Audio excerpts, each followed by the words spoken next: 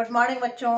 आज हम प्रयोग 6 द्विखंडन और मुकुलन का अध्ययन करेंगे। बच्चों जैसे जानते हैं हम कि जितने भी एक कोशिकीय जीव होते हैं वो अलैंगिक विधि से जनन करते हैं।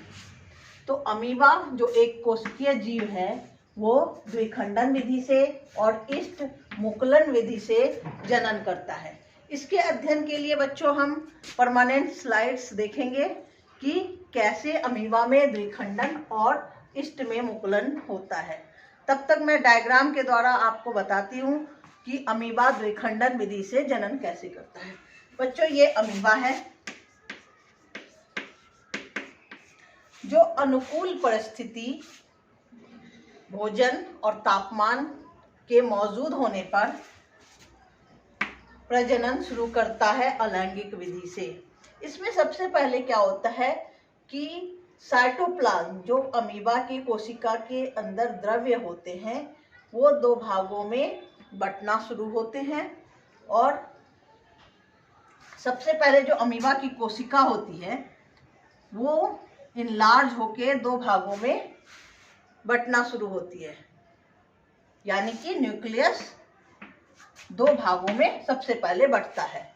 उसके बाद अमीबा अपने स्यूडोपोडिया को मिलाता हुआ इतना सट जाता है और 2 अलग अलग कोशिकाओं का निर्माण करता है। 2 भागों में इसके जो साइटोप्लाज्म होते हैं, सबसे पहले इसके न्यूक्लियस 2 भागों में बंटते हैं और फिर इसके साइटोप्लाज्म उसके बाद 2 भागों में बंट के इसकी स्यूडोपोडिया जो है आपस में मिलके और फिर वहीं से विखंडित हो जाती है, टूट जाती है और इस प्रकार 2 नई संतति कोशिकाओं का निर्माण होता है। इस प्रकार अमीबा द्विखंडन विधि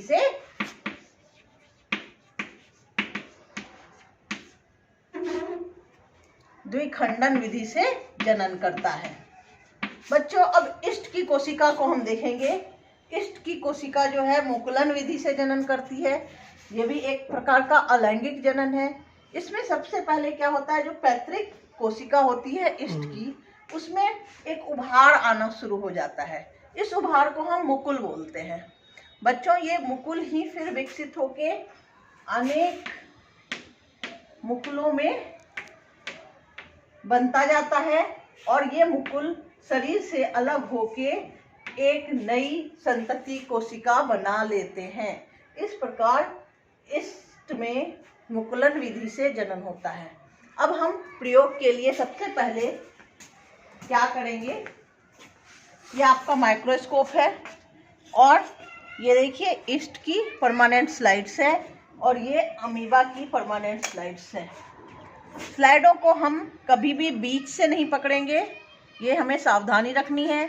स्लाइडों को हमेशा किनारे से पकड़ते हैं क्योंकि बीच से पकड़ने से स्लाइड्स खराब हो जाती हैं। स्लाइड्स को हम माइक्रोस्कोप के नीचे अच्छे से रख के और फिर टीचर जो सेट करके देंगी माइक्रोस्कोप, या हम खुद भी कर सकते हैं, उसकी आवर्धक क्षमता को एडजस्ट करके और आँख को बिल्कुल दूरबीन के माइक्रोस्कोप के ऊपर एक सीध में रखकर हम देखेंगे तो हमें स्लाइड्स क्लियर दिखेंगी। मैं आपको इस स्लाइड्स की माइक्रोस्कोप की फ़ोटो भी भेजूंगी जो कैमरे के द्वारा माइक्रोस्कोप से लिया गया है, तो आप इसको देखकर जानेंगे कि इष्ट में या अमीबा में किस प्रकार जनन होता है। ठीक है बच्चों, आप इस प्रैक्टिकल को ध्यान से पढ़िए, इनकी सावधानियों को पढ़िए और इनके डायग्राम्स का भी आप अभ्यास करेंगे और जो मैं पिक्चर्स भेजूंगी वो भी आप देख सकेंगे। इस प्रकार ये प्रैक्टिकल आपका समाप्त होता है। प्रैक्टिकल से क्वेश्चंस आते हैं, इसलिए आप अच्छे से इसको पढ़ेंगे।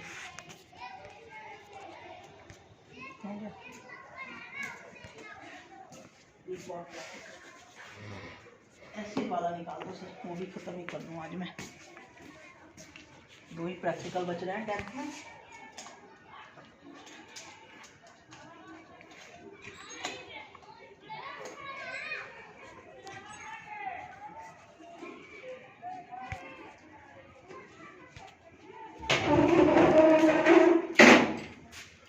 सामने मिला दिया।